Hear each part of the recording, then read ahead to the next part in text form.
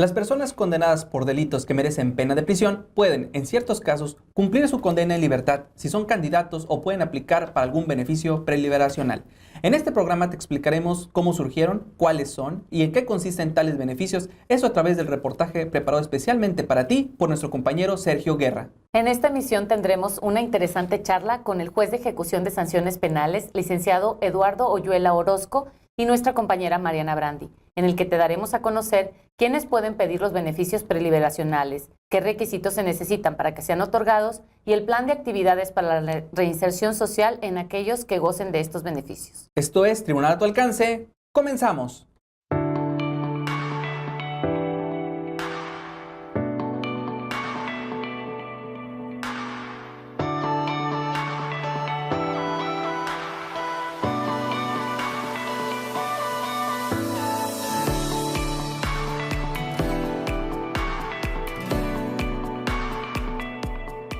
Te damos la bienvenida a este tu programa Tribunal a tu alcance. Soy Antonio Gutiérrez, me acompaña mi compañera Marcela Chávez y el día de hoy vamos a hablarles de los beneficios preliberacionales. Este es un tema bastante interesante, Antonio, y que debemos nosotros comprender primero para entender este tipo de beneficios y qué son todo lo que implica un proceso penal, el cual, pues antes de que lo vea un juez, empieza con una averiguación. Primero por parte del Ministerio Público. Así es, en esa carpeta que comentas, interviene el Ministerio Público, pero también ya cuando se judicializa el asunto, ya cuando pasa a los jueces, no nada más es un juez el que lo ve. Primero hay un juez de control, que se encarga de toda la fase de depuración del procedimiento, un juez o un tribunal de juicio, en donde ya se desarrollan las pruebas, se dicta la sentencia.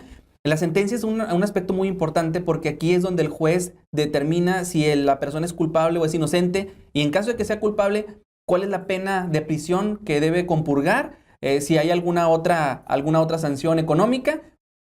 Y el asunto después de esto pasa a un juez de ejecución. El juez de ejecución es precisamente el que se encarga de verificar el cumplimiento de la sentencia. Es decir, que todo aquello que ya se determinó por un juez diverso, se esté cumpliendo, pero hay ocasiones en las que se puede, en ciertos casos, que la persona no termine totalmente su pena de prisión, sino que puede salir en libertad antes. Estos se conocen como los beneficios preliberacionales, pero si quieres saber más acerca de esto, te invitamos a que veas el reportaje que nuestro compañero Sergio Guerra preparó especialmente para todos ustedes. La Constitución Federal y los tratados internacionales imponen el respeto de los derechos humanos de los reos y personas sujetas a privación de su libertad, a fin de no agravar tal situación que ya de suya resulta aflictiva.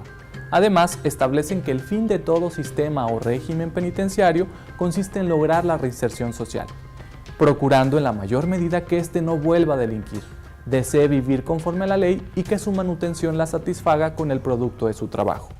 ¿Quieres conocer más sobre este tema? Te invito a quedarte en este reportaje. Con motivo de las reformas al artículo 18 constitucional, párrafo segundo, de 18 de junio de 2008 y de 10 de junio de 2011, se modificó la lógica general que rige los objetivos y las funciones del sistema penitenciario, lo que tuvo impacto decisivo en la forma en que debe ser entendido e interpretado el régimen penitenciario, básicamente por los puntos siguientes: la sustitución del término readaptación por reinserción, el abandono del término delincuente, la inclusión del fomento al respeto por los derechos humanos como medio para lograr la reinserción, la inclusión de un objetivo adicional a lograr la reinserción, a saber, procurar que la persona no vuelva a delinquir, y la adición del concepto beneficios como parte de la lógica del sistema. Ahora estamos con la licenciada María Consuelo Vázquez Tijerina y ella es coordinadora de la gestión judicial de los juzgados de ejecución de sanciones penales. Hola, ¿qué tal, licenciada? ¿Nos puedes platicar acerca de la organización y funcionamiento de la coordinación de la que tú eres titular? Claro que sí, buenos días. Pues básicamente esta coordinación depende de la coordinación de la gestión judicial. En esta coordinación estamos divididos en 6 unidades. Cada unidad tiene a cargo un juez titular, a quien se le asignan diversas carpetas de ejecución en las que estamos tramitando. Cada juez tiene también a su cargo secretarios y escribientes que les dan el seguimiento oportuno a las carpetas de ejecución. Muchas gracias, licenciada. Y bueno, ahora nos podrías comentar acerca de los principales beneficios preliberacionales y sobre todo cómo se solicitan. Claro, mira, la Ley Nacional de Ejecución contempla dos beneficios preliberacionales que son los principales: la libertad condicionada y la libertad anticipada. La principal diferencia entre uno y otro es el porcentaje de la pena que ha cumplido el sentenciado: 50% para la condicionada, 70% para la anticipada. La forma de solicitado es a petición de la parte, puede ser por medio de la petición del sentenciado o bien de su defensor, mediante un escrito que se le llama por medio de un incidente al cual se le da vista a las partes y posteriormente señalamos fecha de audiencia para que el juez resuelva en la misma. Como vimos, los beneficios preliberacionales los conoce un juez de ejecución de sanciones penales del Estado y en conjunción con el Ministerio Público y a través de una audiencia resuelve su procedencia. Espero este reportaje haya sido de tu agrado. Regresamos al estudio con Antonio y Marcela. Agradecemos a nuestro compañero Sergio Guerra por este interesante reportaje que preparó para todos ustedes. Si quieres saber más al respecto, te invitamos a que nos contactes a través de nuestras formas que están apareciendo en pantalla. Nos puedes encontrar como Tribunal a tu alcance en nuestras redes sociales, en Facebook, Twitter y YouTube. Tenemos más información interesante para ti. Te invitamos a que no te despegues de tu pantalla. Vamos a un corte y enseguida estamos contigo.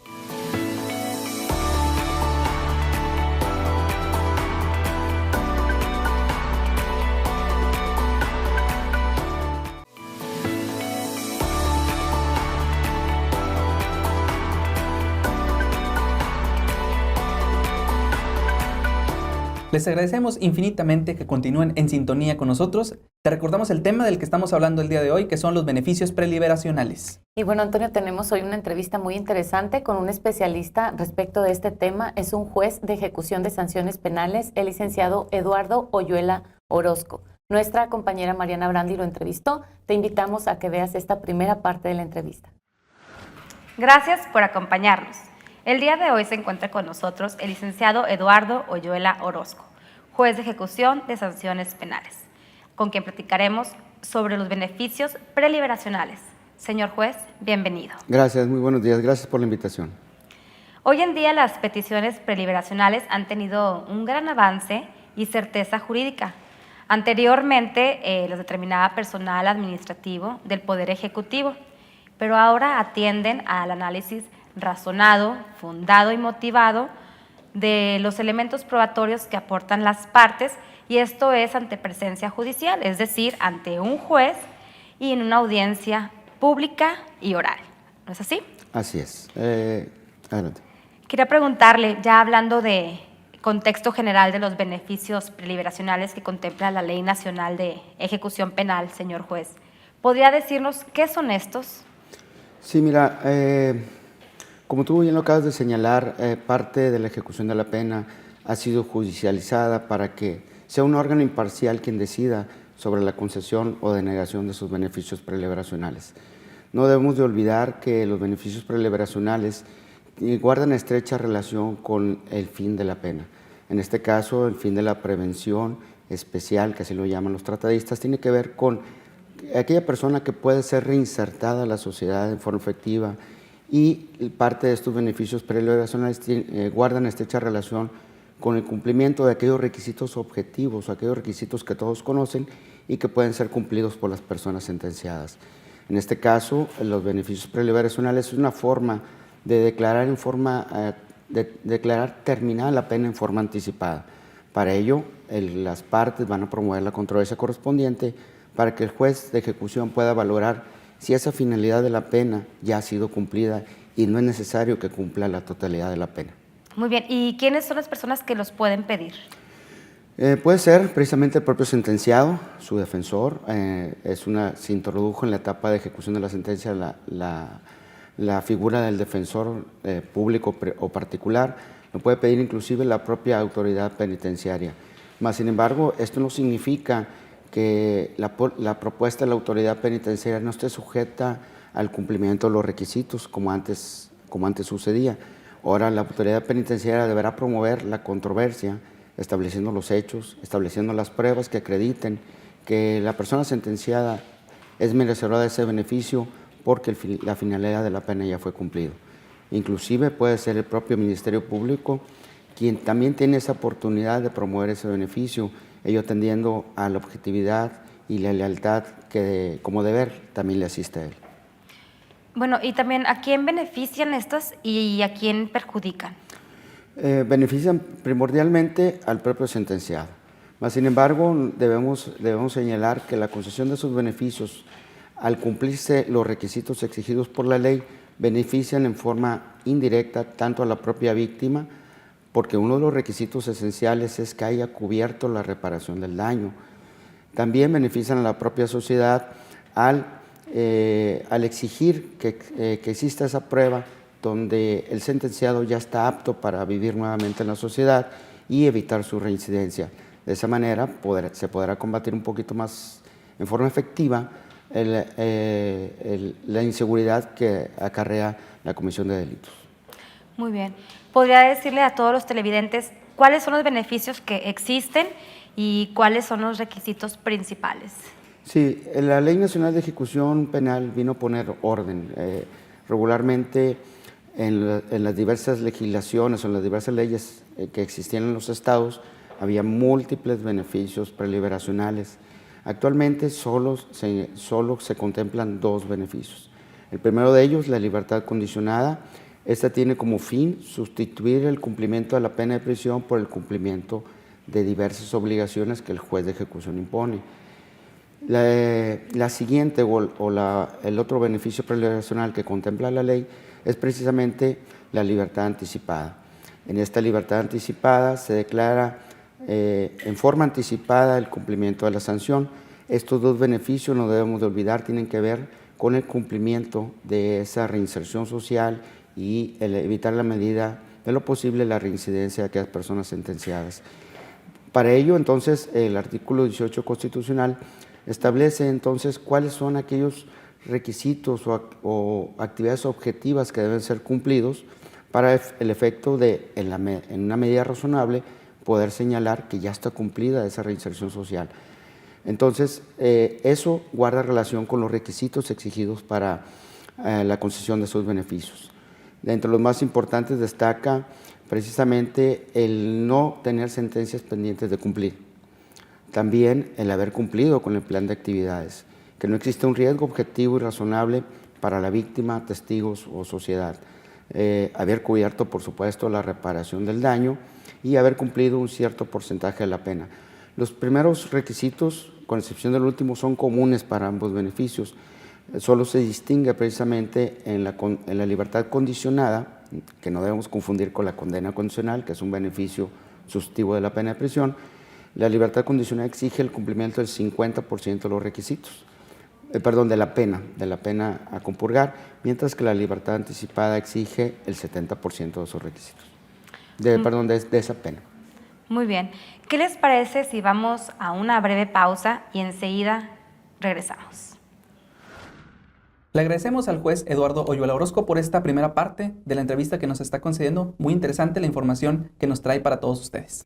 Te recordamos que estamos a tu alcance a través de las redes sociales que aparecen en pantalla. Recuerda que nos puedes encontrar como Tribunal a tu alcance. Y si quieres saber más acerca de este tema, te invitamos a que permanezcas con nosotros, pero antes de esto vamos a un corte y enseguida estamos con ustedes.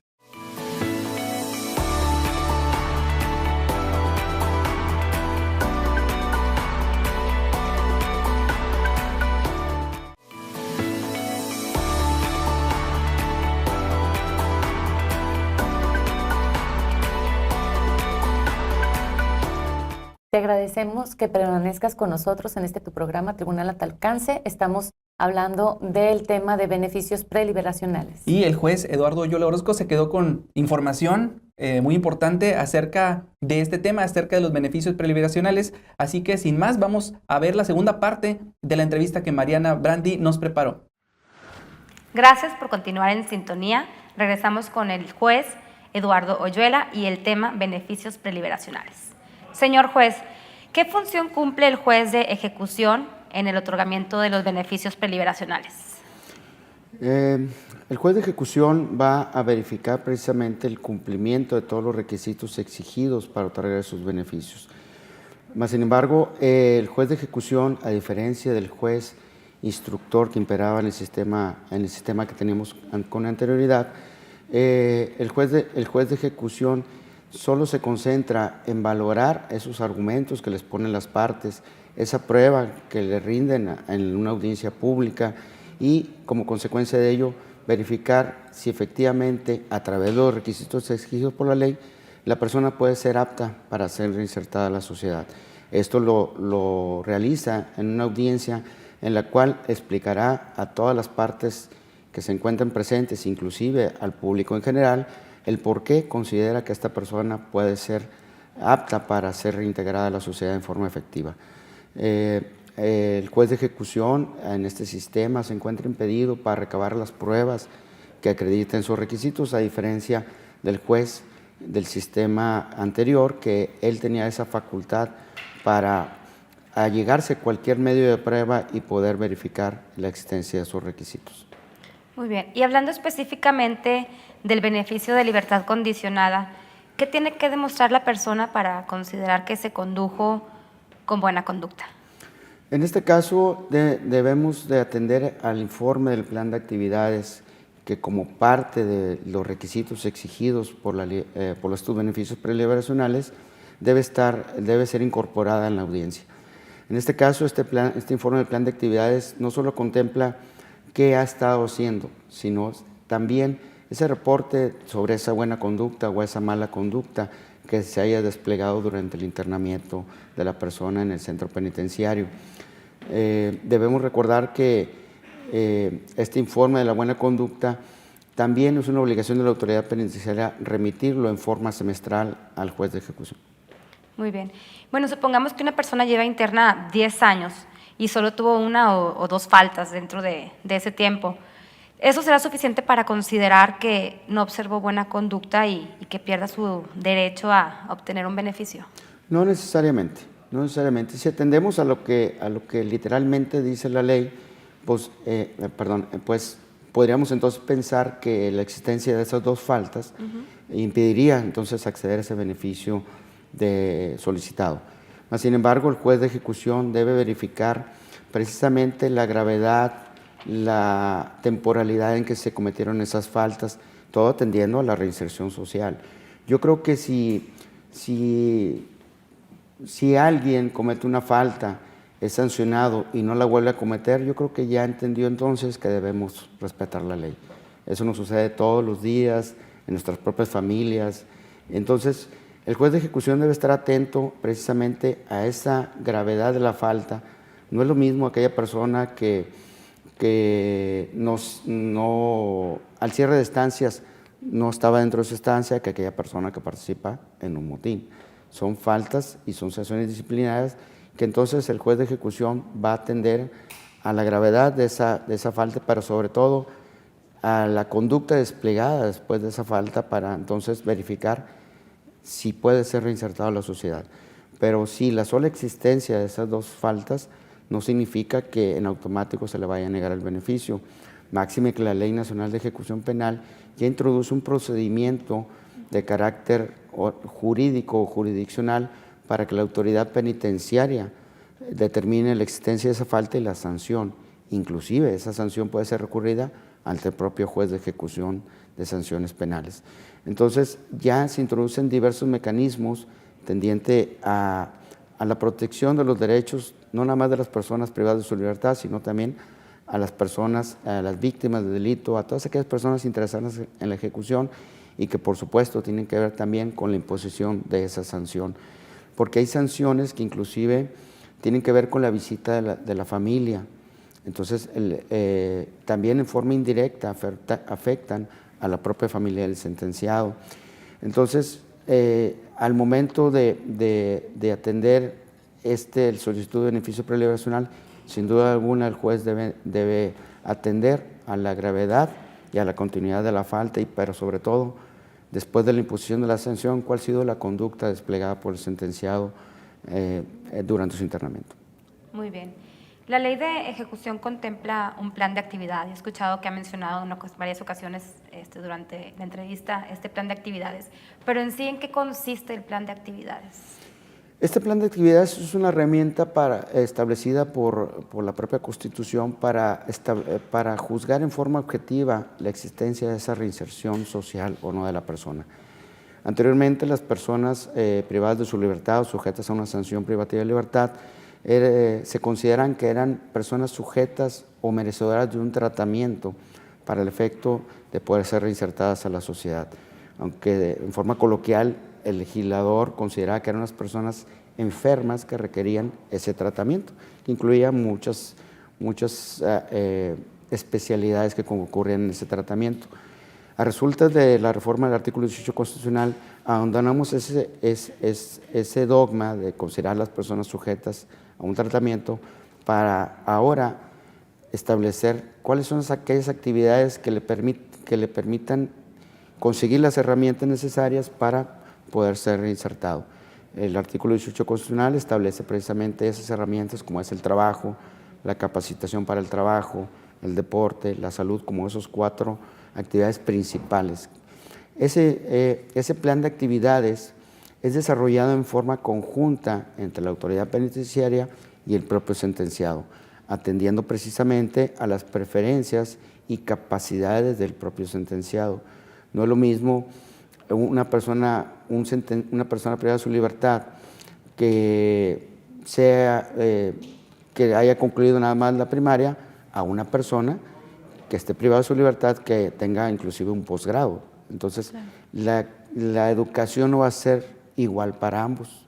Entonces, acorde a sus necesidades y preferencias, se va a desarrollar ese plan de actividades en el cual la persona privada de su libertad va a determinar en cuáles actividades va a participar, siempre y cuando cumplan con los requisitos del 18 constitucional. Esto a fin de facilitarle a él poder obtener esas herramientas necesarias para su reinserción. Muy bien. Finalmente me gustaría preguntarle si se puede pedir más de un beneficio. Es decir, si 2 al mismo tiempo o uno primero y otro después. Muy bien, esa es una pregunta que debemos distinguir. Aquella persona privada de su libertad que se encuentra cumpliendo 2 o más sentencias restrictivas de su libertad, no se pueden pedir 2 o más beneficios. O sea, no puedes pedir uno en cada sentencia, porque el solo hecho de tener 2 o más sentencias impediría que reunieras el requisito exigido para la concesión del beneficio de los beneficios preliberacionales. En este caso, que no tengas una sentencia de condena. Más sin embargo, cuando se trata de una persona privada de su libertad que solo tiene una causa de ejecución o solo tiene una sentencia que está compurgando, sí se pueden pedir, pero en forma sucesiva. Es decir, hace un momento te explicaba que el beneficio de la libertad condicionada requiere el 50% de la pena cumplida, mientras que el beneficio de la libertad anticipada requiere el 70%. Entonces, puede ser objeto de un beneficio de libertad condicionada en el cual sustituyes el cumplimiento de la pena de prisión por el cumplimiento de ciertas obligaciones que el juez te impone, y al alcanzar el 70% que requiere la libertad anticipada, entonces podrás demostrarle al juez que ya no es necesario cumplir ninguna obligación y que eres merecedor entonces del beneficio de la libertad anticipada. Insisto, más aquellas personas que pretenden obtener beneficios en cada sentencia que le ha sido impuesta, no es posible. Muy bien. Pues no me queda más que agradecer el tiempo que nos brindó el día de hoy y pues muchísimas gracias. Espero les haya quedado claro estos beneficios preliberacionales que a final de cuentas redundan en un beneficio para todos, la verdad. Y sobre todo al poner estos beneficios preliberacionales en manos del Poder Judicial, le damos seguridad a todos los que intervienen en la ejecución. Muchas gracias. Regresamos al estudio con Antonio y Marcela. Agradecemos a nuestra compañera Mariana Brandi y sobre todo al licenciado Eduardo Oyuela Orozco por esta entrevista que nos concedió. Y aquí también una parte importante, Marcela, que quisiéramos destacar es que cuando hablamos inicialmente de estas fases del proceso penal, también vemos que existen cuestiones que tienden a la protección de los derechos humanos de los inculpados que son presentados ante un proceso penal. De hecho, a partir de esta reforma se les da distintos nombres. Por ejemplo, hablábamos de que hay una fase de investigación. En la fase de investigación, a la persona que está siendo investigada se le conoce como indiciado. Después de la audiencia de imputación, si se determina de esa manera, se le llama imputado. Después de que el Ministerio Público presenta la acusación en su contra, se le conoce como acusado. Y ya una vez que se dicte una sentencia de condena, se le conoce como sentenciado a esta persona. Así es, vemos que son aspectos que han ido evolucionando conforme el derecho y obviamente respetando también el derecho humano de estas personas que han sido sentenciadas y que tienen también el derecho, ¿por qué no?, tanto de ellos como de la sociedad, de que ellos se reinserten socialmente. Es una cuestión, ya vimos, que se tienen que cumplir ciertos requisitos para que se den estos beneficios preliberacionales. No todos los delitos son los que gozan de este tipo de beneficios. Y aparte de eso, la etapa final, tenemos la etapa de las actividades para que puedan ser reinsertados en la sociedad. Sí, y un concepto muy importante es el que mencionas de reinsertado, porque cambian el concepto que anteriormente estaba establecido en la Constitución como readaptado. Porque hablar de una readaptación es como si estuviera inadaptado, y más bien no se trata de un inadaptado social, sino que es una persona que está pasando por alguna cuestión y lo que se busca a través de la cuestión penitenciaria es hacerlo una persona de bien para la sociedad, y por eso se evoluciona el concepto y ya se habla de una reinserción. Así es un tema muy interesante, Antonio. Hemos terminado lamentablemente con nuestro programa el día de hoy. Sí, pues si quieres saber más, recordamos que nos puedes encontrar a través de las redes sociales que están apareciendo en tu pantalla. Soy Antonio Gutiérrez. Marcela Chávez. Y nos vemos en nuestra siguiente emisión. Hasta la próxima.